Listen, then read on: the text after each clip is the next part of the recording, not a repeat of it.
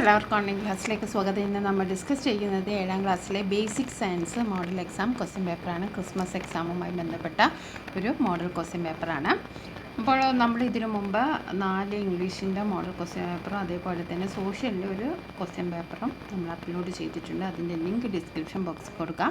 നിങ്ങൾ ആദ്യമായിട്ടാണ് ഈ ചാനൽ കാണുന്നതെങ്കിൽ സബ്സ്ക്രൈബ് ചെയ്ത് സപ്പോർട്ട് ചെയ്യാനും നിങ്ങളുടെ 7ാം ക്ലാസ്സിൽ പഠിക്കുന്ന കൂട്ടുകാർക്ക് ഷെയർ ചെയ്ത് കൊടുക്കാനും മറക്കരുത്.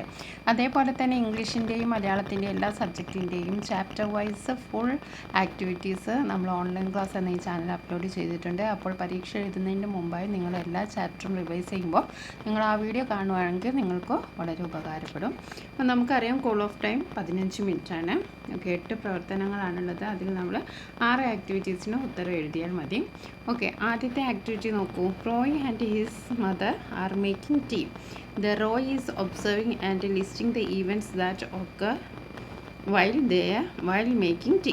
അപ്പോൾ റോയും അമ്മയും ചായ ഉണ്ടാക്കുകയാണ്. അപ്പോൾ ചായ ഉണ്ടാക്കുമ്പോൾ എന്തൊക്കെയാണ് സംഭവിക്കുന്ന കാര്യങ്ങളെന്ന് എന്തൊക്കെയാണെന്ന് ഒബ്സർവ് ചെയ്തിട്ട് റോയി അത് എഴുതുകയാണ്.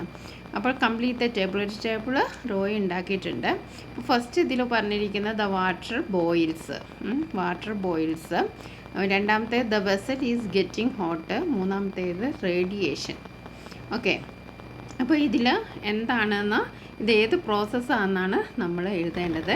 അത് ഇവിടെ താഴെ നമുക്ക് ഓപ്ഷൻസ് തന്നിട്ടുണ്ട്. Convection, conduction, feeling, hot. അപ്പം വെള്ളം തിളയ്ക്കുക, ദ വാട്ടർ ബോയിൽസ് എന്ന് പറയുന്നത് എന്താണ്? കണ്ടക്ഷൻ ആണ്. അപ്പോൾ ആദ്യത്തെ ഇതിൽ നമ്മൾ എന്താ എഴുതേണ്ടത്? കണ്ടക്ഷൻ ആണ് എഴുതേണ്ടത്. വാട്ടർ തിളയ്ക്കുക എന്നുള്ള പ്രോസസ്സിന് നമ്മൾ എന്താ പറയുക? കണ്ടക്ഷൻ എന്നാണ് പറയുക. ഓക്കെ, ഇനി the vessel is getting hot. അപ്പം വെള്ളം തിളച്ചു, അതേപോലെ തന്നെ പാത്രം ചൂടാണ്. ആ ഒരു പ്രോസസ്സിനെ നമ്മൾ പറയുന്നത് കൺവെക്ഷൻ. എന്താണ്? കൺവെക്ഷൻ. അപ്പം കൺവെക്ഷനും കണ്ടക്ഷനും എന്താണെന്ന് മനസ്സിലായല്ലോ.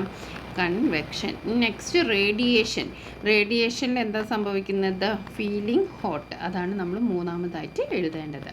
ഇനി നെക്സ്റ്റ് അതിൻ്റെ ബി ക്വസ്റ്റ്യൻ ആണ്. റൈറ്റ് എക്സാമ്പിൾസ് ഫോർ ഗുഡ് കണ്ടക്ടേഴ്സിന് എക്സാമ്പിൾ എഴുതാനാണ് പറഞ്ഞത്. കണ്ടക്ടേഴ്സ് എന്ന് പറഞ്ഞിട്ട് ഇലക്ട്രിസിറ്റിയെ കടത്തിവിടുന്ന സബ്സ്റ്റൻസിനെയാണ് നമ്മൾ കണ്ടക്ടേഴ്സ് എന്ന് പറയുന്നത്. അപ്പോൾ അതിന് ഉദാഹരണമാണ് അലൂമിനിയം, അയൺ. ഇതിലേതെങ്കിലും ഒന്ന് എഴുതിയാൽ മതി. Next C question. What is the role of molecules in the transmission of heat by conduction and convection?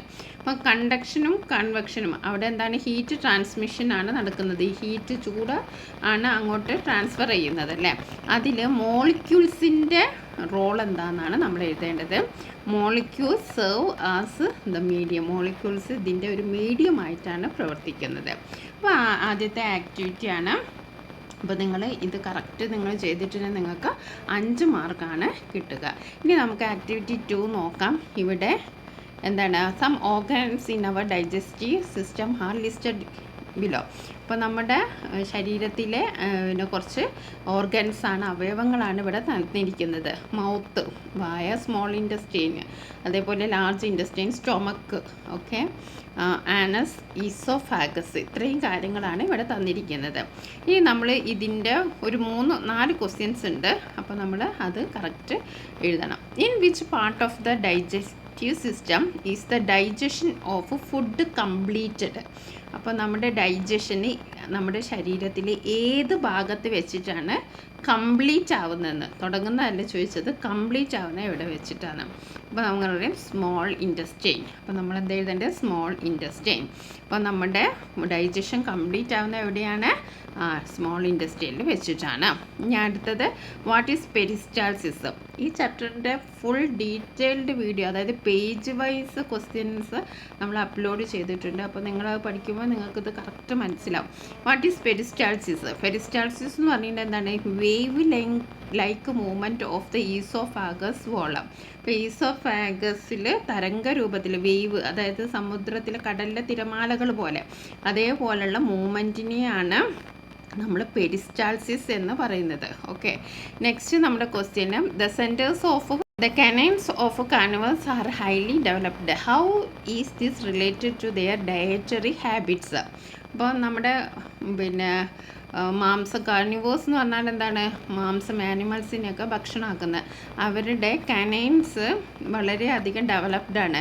അത് എങ്ങനെയാണ് ഇവരുടെ ആഹാര രീതിയുമായിട്ട് ഡയേറ്ററി ഹാബിറ്റ്സുമായിട്ട് ബന്ധപ്പെട്ടിരിക്കുന്നു എന്നതാണ് സി ക്വസ്റ്റ്യൻ. അതായത് കാനൈൻ്റെ ഫങ്ഷൻ എന്താണ്? For biting and tearing meat, അതായത് ഇറച്ചിയൊക്കെ നല്ലോണം കടിച്ച് കീറി കടിക്കാൻ വേണ്ടിയിട്ടാണ് ആ ഒരു കാനൈൻ ആ രീതിയിൽ പിന്നെ ഡെവലപ്പ് ചെയ്തിരിക്കുന്നത്. നെക്സ്റ്റ് നോക്കൂ, complete the flow chart including the stages of nutrition. Stages of ന്യൂട്രീഷന് നമ്മൾ പഠിച്ചിട്ടുണ്ട്. അപ്പോൾ ഇവിടെ ഇഞ്ചക്ഷൻ തന്നിട്ടുണ്ട്, അബ്സോർപ്ഷൻ തന്നിട്ടുണ്ട്, ഇജക്ഷൻ തന്നിട്ടുണ്ട്.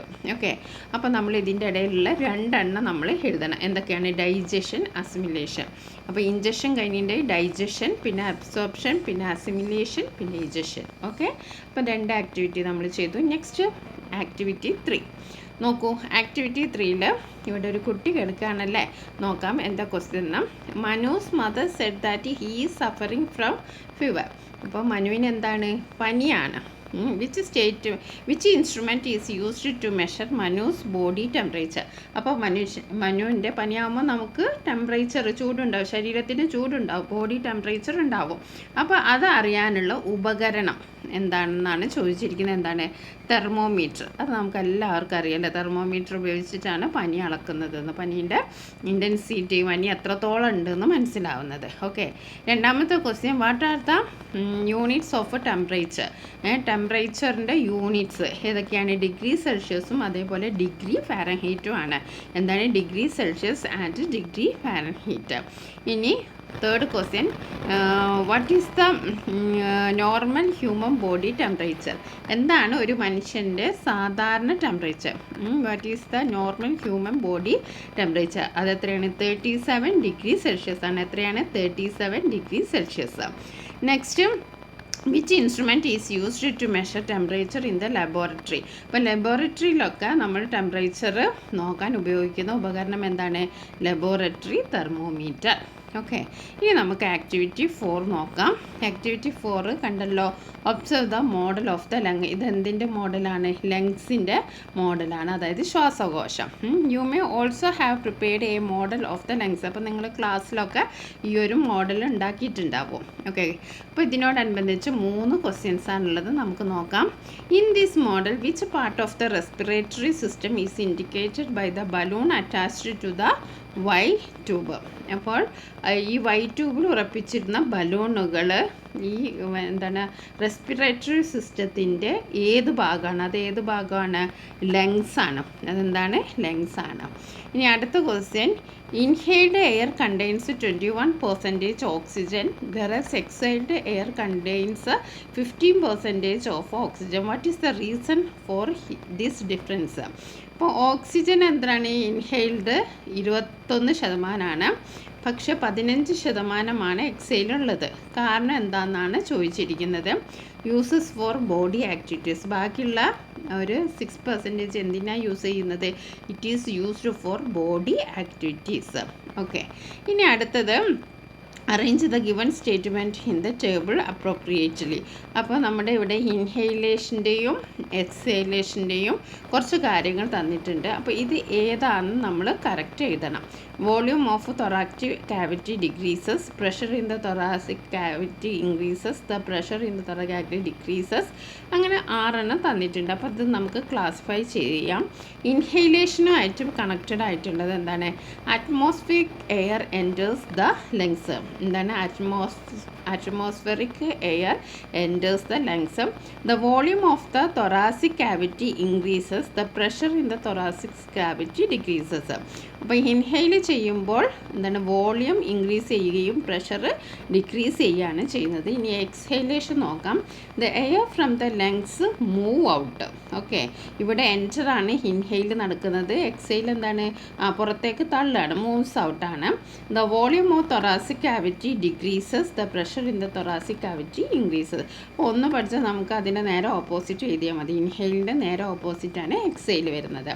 ഓക്കെ, അപ്പോൾ നമ്മളിനി അടുത്ത ആക്ടിവിറ്റി 5 നോക്കാം. ഇവിടെ നോക്കാം, ആക്ടിവിറ്റി 5 ഒരു ഡയഗ്രാം നമ്മൾ കാണുന്നുണ്ടല്ലോ. ഇതെന്താണ്? പെരിസ്കോപ്പാണ്. Okay, look at the picture of the periscope made by a student in the class. അപ്പോൾ ഒരു കുട്ടി നിർമ്മിച്ച പെരിസ്കോപ്പാണ്. ഇതുമായി ബന്ധപ്പെട്ട് 3 ക്വസ്റ്റ്യൻസ് ആണുള്ളത്. എന്താണെന്ന് നോക്കാം. Are there any defects in the construction of the Periscope? Explain. ഇതിൽ എന്തെങ്കിലും ഡിഫക്റ്റ് ഉണ്ടോ എന്നാണ്, എന്തെങ്കിലും തെറ്റുണ്ടോ എന്നാണ് ആദ്യത്തെ ചോദ്യം. Draw the image correctly and illustrate the path of light.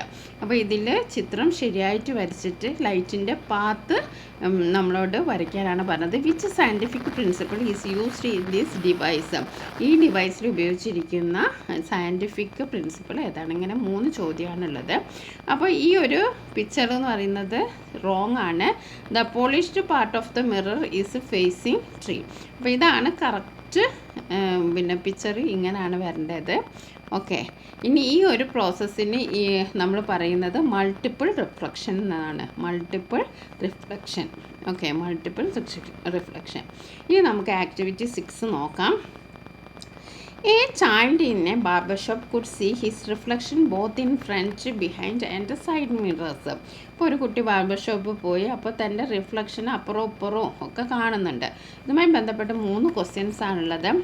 Which phenomena allows the child to see the reflection everywhere? എല്ലാ സ്ഥലത്തും കുട്ടിയുടെ റിഫ്ലക്ഷൻ കാണാൻ സാധിച്ചത് എന്തുകൊണ്ടാണ്? സയൻറ്റിഫിക് ആയിട്ടുള്ള ഒരു കാര്യം മൂലമാണ്. അത് എന്തുകൊണ്ടാണ്? അതിൻ്റെ പേരെന്താണ്? Multiple reflection. എന്താണ്? Multiple reflection. നെക്സ്റ്റ് ക്വസ്റ്റ്യൻ എന്താണ്? What is the relation between the angle between 2 plane mirrors and the number of image? അപ്പം 2 പ്ലെയിൻ മിറേഴ്സും അതേപോലെ നമ്പർ ഓഫ് ഇമേജസും തമ്മിലുള്ള കണക്ഷൻ എന്താണ്? When the angles increases number of images decreases. അപ്പോൾ angle increase ചെയ്യുമ്പോൾ, angle കൂടുമ്പോൾ image, number of image decrease ചെയ്യാണ് ചെയ്യുന്നത്. ഇനി ഇവിടെ നോക്കൂ, കംപ്ലീറ്റ് ദ ടേബിൾ. ഇവിടെ 60 ഡിഗ്രിയിൽ 5 എണ്ണം ഉണ്ട്. 30 ഡിഗ്രിയിൽ എത്രയാണ്? 11 ആണ്. 90 ഡിഗ്രിയിൽ 3 ആണ്. 120 ഡിഗ്രിയിൽ 2 ആണ്. 30 ഡിഗ്രി 11, 90 ഡിഗ്രി 3, 122. ഓക്കെ, ഇനി നമുക്ക് അടുത്ത ക്വസ്റ്റ്യൻ നോക്കാം. ആക്ടിവിറ്റി 7 എന്താണ്? Complete the table below related in the blood circulation system. ഈ ഒരു ക്വസ്റ്റ്യൻ ബ്ലഡ് സർക്കുലേഷൻ സിസ്റ്റമായിട്ടാണ് ബന്ധപ്പെട്ടിരിക്കുന്ന ഒരു ടേബിൾ ഉണ്ട്. ബ്ലഡ് സെൽസും അതേപോലെ part of the circulatory system. അപ്പോൾ റെഡ് ബ്ലഡ് സെൽസ് ഹാർട്ടിലാണ്. ഇനി ഇതൊന്ന് കംപ്ലീറ്റ് ചെയ്ത് നോക്കാം നമുക്ക്. ബ്ലഡ് സെൽസ് ഏതൊക്കെയുണ്ട്? റെഡ് ബ്ലഡ് സെൽസ് പറഞ്ഞു. പിന്നെ ഇവിടെ നമുക്ക് എന്ത് എഴുതാം? വൈറ്റ് ബ്ലഡ് സെൽസ് എഴുതാം. പിന്നെ നമുക്ക് എഴുതാനുള്ളത് പ്ലേറ്റ്ലേറ്റ് ആണ്. അപ്പോൾ ബ്ലഡ് സെൽസ് 3 എണ്ണമാണ്. Red blood cells, white blood cells, platelet. അപ്പോൾ റെഡ് ബ്ലഡ് സെൽസ് ഹാർട്ടുമായിട്ട് ബന്ധപ്പെട്ട് കിടക്കുന്നു. വൈറ്റ് ബ്ലഡ് സെൽസ് എന്തുമായിട്ടാണ് ബന്ധപ്പെട്ടിരിക്കുന്നത്? ബ്ലഡുമായിട്ടാണ് ബന്ധപ്പെട്ടിരിക്കുന്നത്.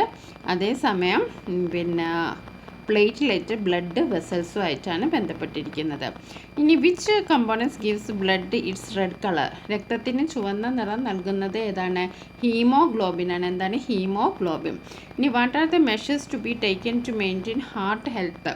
അപ്പം ഹാർട്ട് ഹെൽത്തിന് വേണ്ടിയിട്ട് നമ്മൾ എന്തെല്ലാം കാര്യങ്ങൾ ശ്രദ്ധിക്കണം എന്നാണ്? Good food habits, regular exercise and better life styles.